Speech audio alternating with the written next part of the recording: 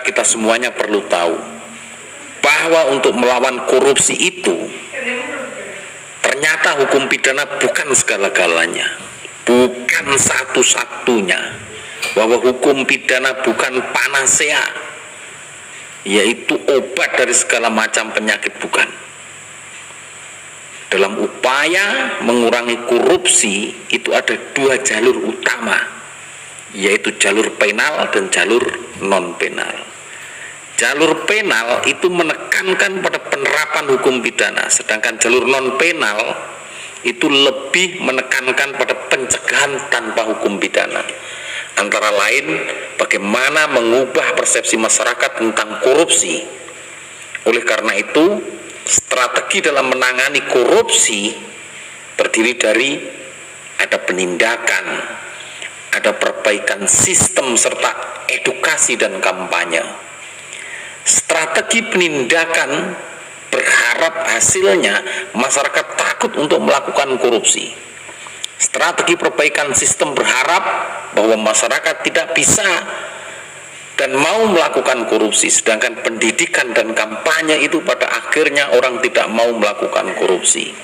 Nah, dalam konteks inilah betapa pentingnya peran pendidikan anti korupsi dalam upaya memerangi korupsi di Indonesia.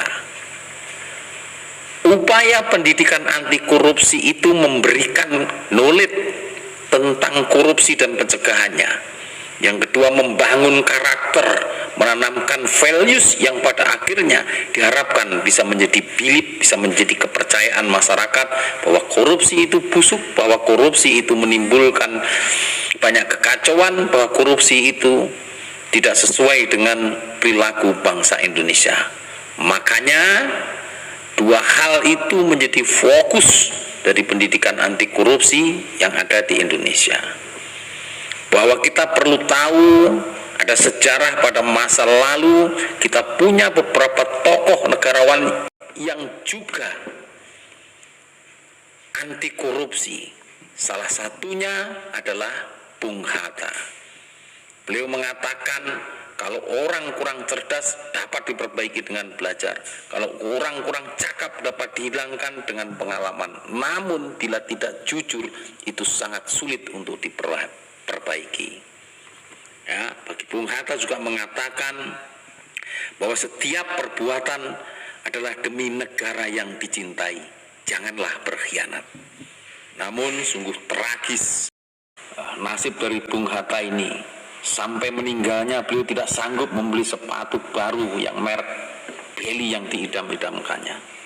Selain Bung Hatta juga ada tokoh-tokoh yang punya integritas, yang anti korupsi. Misalnya mantan Kapolri yang sangat terkenal, ya, Pak Hugeng, Jenderal Hugeng. Kemudian ada juga dari Jaksa Agung, Pak Baharudin. Beliau adalah juga tokoh-tokoh yang betul-betul anti korupsi, yang betul-betul punya integritas tinggi terhadap negara ini. Sungguh negeri ini kekurangan tokoh-tokoh berintegritas dan anti korupsi. Oleh karena itu perlu disiapkan lahirnya generasi muda yang lebih baik, lebih anti korupsi, dan lebih punya integritas yang sangat tinggi untuk kemajuan negara.